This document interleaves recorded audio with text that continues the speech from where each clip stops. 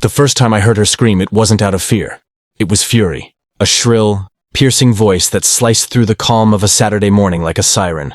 "You're breaking HOA law!" she shrieked, standing on her porch in her pink robe, waving a clipboard like a battle flag. I froze mid-step beside my brand new swimming pool, the one I'd been saving for 3 summers to build. It glistened under the morning sun, calm, perfect, and apparently a federal crime, according to Karen. She stormed across the yard, not caring that she was stepping through the flower bed I'd just planted. Her sandals flung dirt like bullets. "This pool," she said, jabbing a manicured finger toward the water, "is 3 feet too close to the HOA property border. You're trespassing."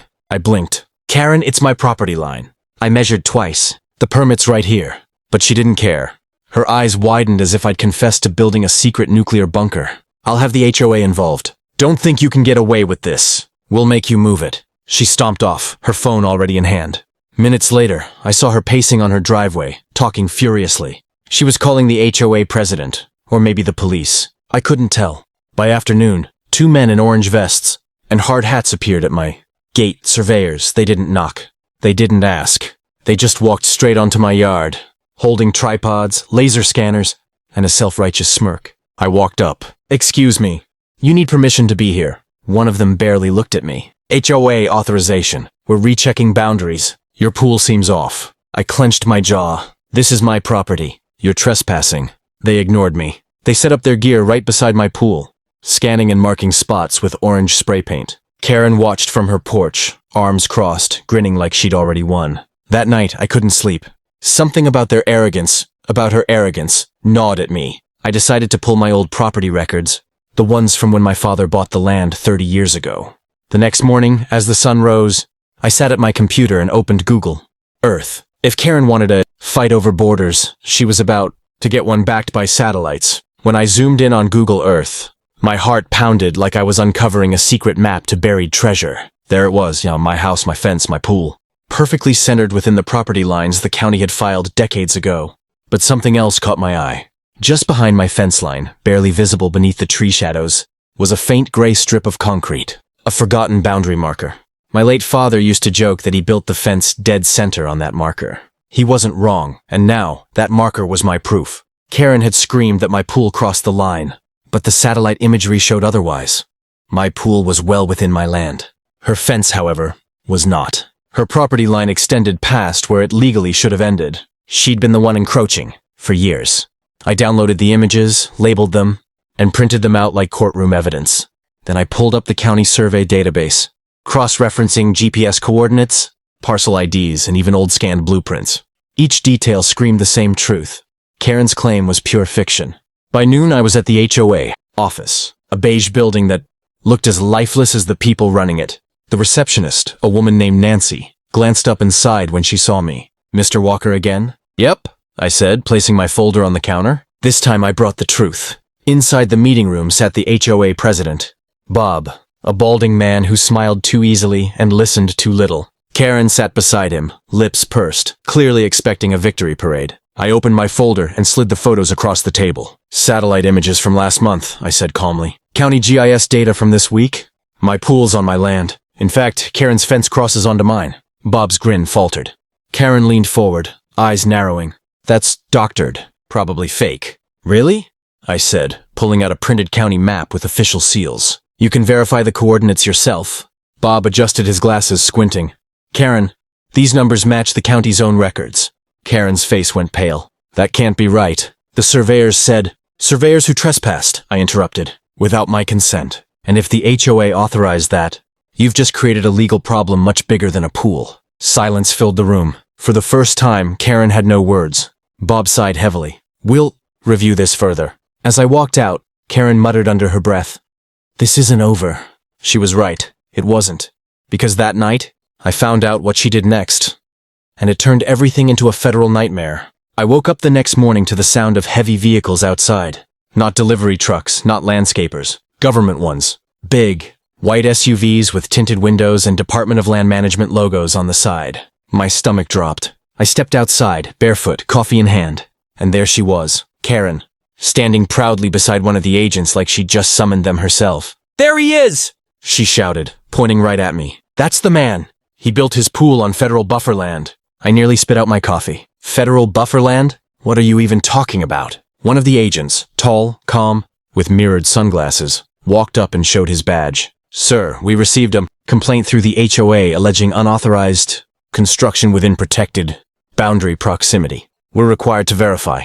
Karen folded her arms, smirking. Told you, you'd regret not listening. I took a slow breath. Gentlemen, you're being played. Come inside. I'll show you proof. They followed me into my study, their boots echoing on the hardwood. I pulled out the same satellite maps I'd shown the HOA, along with the county documents. The agent leaned over my desk, scanning the details.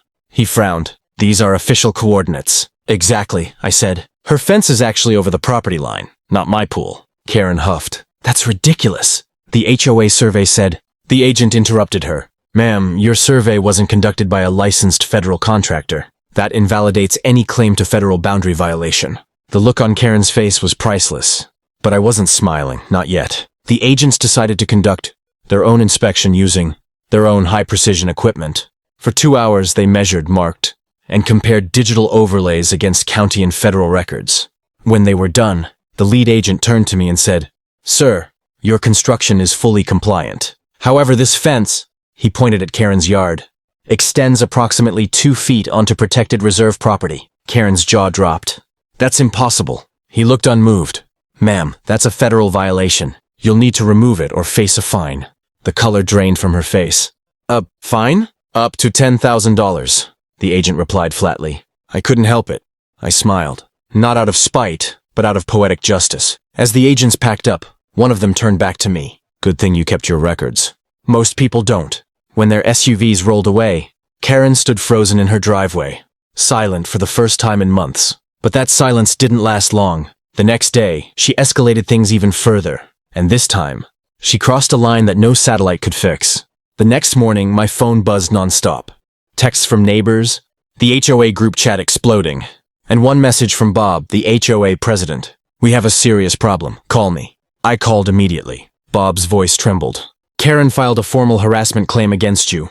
With the county. I nearly dropped my phone. Harassment? For defending my own property? He sighed. She's claiming you tampered with her fence, took illegal photos, and intimidated her with federal threats. She's even got video clips. Clips? I said. Of what? You yelling at the surveyors? She edited out everything they did before that. I felt my blood boil. Karen had gone from petty HOA games to full-on defamation. But I wasn't going to play her version of the story. I had proof, time-stamped video from my own security cameras. I spent the afternoon compiling everything. The footage of her trespassing, the federal agents confirming my innocence, even the GPS coordinates from their inspection. I attached it all to an official statement and sent it to the county investigator. 2 days later, I got a call. Mr. Walker, the investigator said, we've reviewed your submission. The footage is clear. Not only are you innocent, but Mrs. Hartley, he paused, filed a false report. That's a federal offense. I almost didn't believe him. You're saying, yes, she'll be receiving a notice of violation. We're forwarding the case to the district attorney for review. By evening, word had spread. The once feared HOA Karen had become the neighborhood's cautionary tale. Her voice, once a daily nuisance, had vanished into silence. But it wasn't over yet. A week later, she showed up at my door. No clipboard, no threats, just a quiet, trembling voice. I didn't mean for it to go this far, she said. I thought I was right. I looked at her, at the woman who'd turned my peaceful backyard project into a legal battlefield. You could have just asked, Karen. Instead, you brought in surveyors, the HOA and federal agents. She nodded, eyes wet. I'm sorry. For a moment, I almost felt pity. Almost. But I'd learned something from all this. Sometimes, silence is the only victory you need. As she walked away, I looked out at my pool. Calm, blue, untouched. The same one that started it all. And above it, the satellite still watched, quiet, impartial, forever holding the truth that finally set me free. If you enjoyed watching Karen finally get what she deserved, make sure to hit that like button, drop a comment with your thoughts, and subscribe for more crazy HOA and neighborhood stories just like this one.